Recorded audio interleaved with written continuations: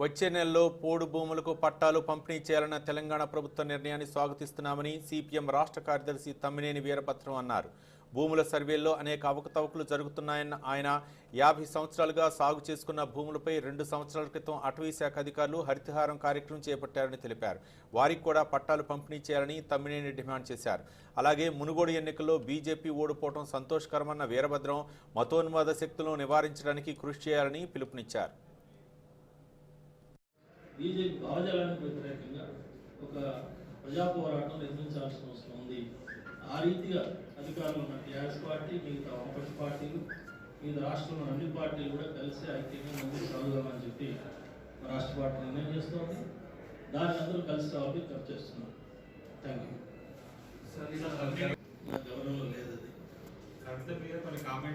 Trend నడుస్తుంది. అక్కడ BJP పరాజయం పాలైనప్పటికీ టీఆర్ఎస్ రెచ్చగొట్టడానికి, టీఆర్ఎస్ పని అయిపోయిందని ప్రజల్లో ప్రచారం చేయడానికి వాళ్ళు ప్లాన్గా ప్రయత్నం చేస్తున్నారు. మీరు చూడండి, రామగుండం పర్యటన అనేది అర్థం పర్యటన.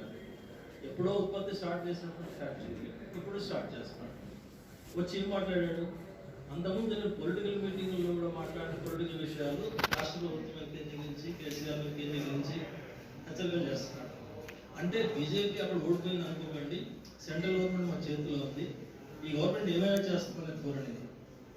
అట్లా రాష్ట్ర ప్రభుత్వం 4 ఎమ్మెల్యేల కొనుగోలు పట్టుకున్నప్పుడు ఒక సిట్ స్పెషల్ ఇన్వెస్టిగేషన్ టీం ఏర్పాటు చేసింది.